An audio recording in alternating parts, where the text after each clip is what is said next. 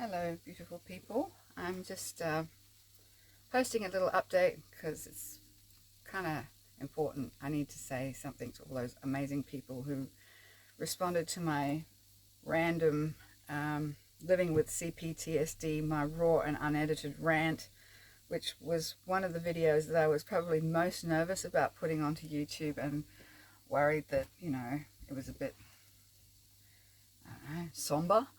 And funny enough, out of all the videos I've posted, that seems to be the one that most people have positively reacted to. It's definitely gotten a lot of views and a lot of comments, and they've all been like really amazingly beautiful, encouraging people from around the world telling me that they can relate to how I was feeling, which kind of blew me away really, because I've said it before, sometimes I feel like I'm a bit of a space oddity, and I don't think that anyone could possibly relate to stuff I'm going to, but it's good to know that there's a lot of you out there, and I just wanted to say thank you to everybody who posted me all those beautiful, encouraging messages, and it really does warm my heart, and it does make it easier to know that even when you feel like you're struggling on your own, you're not really alone, because there are other people going through a similar thing. So I, have been through a little bit of a rough time lately. I had what would you call it, a boundary invasion from a family member who I had basically been told by my psychologists in America and here in Australia to go no contact with for my own mental health purposes. And yeah, they reached out in a very strange way that really triggered me, and then I posted something on YouTube that some of you may have seen. It's not on there anymore, but it served its purpose of getting through to the person who it involved, to let them know in no uncertain terms that, no contact meant no contact, and was responded to with a ridiculously long barrage of basically the exact gaslighting type behavior that I had been trying to avoid all these last couple of years, so a reminder of all the things they've done for me, and going back to 100 years ago. You guys know, if you've got CPTSD and you've got family that insist that they've done nothing wrong, and they make you out to be the baddie, like apparently it was mean, it was uncalled for. I've heard this all my life. If you express your anger and you get upset about something, that you have a right to feel, you get painted black, and you're a bad person, and you're evil, or you're mental, or you're psycho, or you're crazy, or whatever, because it couldn't possibly be that they've actually wronged you. And it's not my problem to teach them how they've wronged me if they can't work that out. That's between me and my therapist to work out how I'm going to solve my problems and move forward with my life. It's not my job to teach the people who are involved in that story how to resolve it with me. And it's just easier for me not to try, because I have tried over the years and it hasn't worked. It's never worked in my favor. So you guys will understand that. So yeah, and I don't really want to make, lots of videos about explaining, what is complex post-traumatic stress disorder. There is plenty of videos and websites and doctors and professional counselors and people out there who will have way better videos on how to cope with it and how to heal from it than me. I'm just a person experiencing it and going through my life, and I actually prefer to hear stories from people like, personal stories, rather than some expert's version of things. It just helps me. So after that incident happened, I did actually have a session with my psychologist, my new psychologist. He's really cool, and I did record that session, as I record all my sessions, because sometimes in the emotional, heightened emotional state of the actual session, you'll sometimes forget the important things that were said, the important things that you need to remember. You can go back and play it afterwards and go, oh, okay, yeah, that makes sense. It's easier to absorb it when you're not in the emotional moment at the time. But one thing that he did say at the very end, which just, it actually caused me to just burst into tears, was, when I was struggling with the anger that these boundary incursions had made me feel. And, you know, I realized that how many times I've been the one to look for counseling.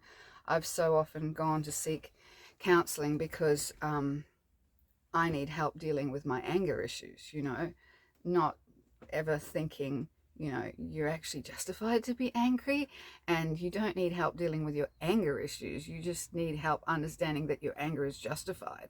And it was so funny because, you know, at the end of this session, when I said the similar thing, like, I just don't want to feel this way. I don't like feeling this way. I don't want to feel this way. I want to know how to stop feeling this way. And he said, you're perfectly justified to feel that way, Lisa. And it's okay to give yourself permission to feel that way. And it was just like, I don't know, just something in my head, just a switch was just like, it just caused this huge emotional reaction because I said to him, I said, nobody has ever said that to me before.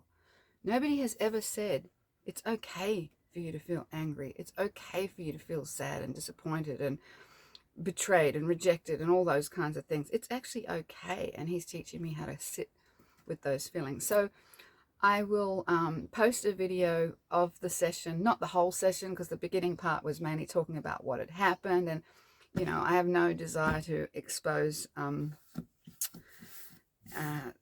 the whole gory situation. I just, you know, I'll give you the second half of the hour-long session because it is quite interesting to hear, you know, what it's like to be in a therapy session with a complex post-traumatic stress disorder psychologist guiding you through those feelings, and you guys might find it helpful as well. It's hard for me starting with a new psychologist. My previous psychologist I had been with for like 6-7 years, and he'd almost become like a friend. He knew my whole story. And so the last sort of couple of months with this new psychologist who've been really filling in the backstory, which I don't really enjoy doing. I don't like telling that story. It's, you know, it's emotional and it brings up a lot of feelings, but obviously it's necessary for him to understand what he's dealing with and to move forward. And the main thing being that I said to him, you know, what I really want is tips and skills and advice and techniques and coping mechanisms so that I don't have these big reactions that, you know, can sink months worth of effort in healing and feeling better about yourself can be destroyed in an instant. I don't like that when that happens. So anyway, I'm actually cooking at the moment, and yeah, in the caravan. Obviously we're still in lockdown, so I've been, you know, spending a lot of time trying to cook healthy food. I've actually put on like about 5 or 6 kilos in the last few months, just with all this stuff going on. And, you know, I was probably comfort eating with the wrong kind of things like chocolate and stuff. And I've kind of had to rein that back in a little bit now and sort of getting back onto the healthy eating part. And, you know, obviously walking the dog twice a day. We're allowed to go out for exercise, to go grocery shopping, to go to the doctor and the chemist, and that's pretty much it. You know, there's not much else I can do. Obviously play my saxophone, which I'm about to do now, but I just wanted to get my meal preparation out of the way because my RA has been playing up quite a bit lately. My wrist is really sore, my ankles have been really sore, my elbows and the bones in my forearm and just aching, like really sore. So oftentimes in the afternoon, evening, early evening, I'm just too tired to think about you know, food preparation. I think it just takes so much effort. So if I do it kind of earlier on in the day and then set it aside so it's just ready to be heated up at dinner time, that seems to work better for me. But yeah, I'll show you what I'm making because it's kind of yummy. It's just finished and I'm just gonna, you know, let it cool down a little bit and then put it away for tonight. And I always cook in batches. Like I'll cook enough for like tonight and tomorrow night, so I'm not having to cook and prepare and chop vegetables and everything every night. Every day. Yeah, food preparation is a big part of my day, and it is something that takes up a lot of spoons. If you guys are spoonies, and you know, if you've got a chronic illness, that fatigue is real, you know. And just the 2 walks with the dog twice a day, preparing my food, keeping my house tidy, doing my laundry, having a shower, you know, spoons, spoons, spoons, spoons, and I'm just exhausted at the end of the day. So, yeah, you kind of change your routine a little bit to allow for the fact of, you know, do what you can when you've got the energy to do it, and then let yourself rest when you don't. But I'll see if I can get this camera and show you what I'm making here, because it's pretty yummy.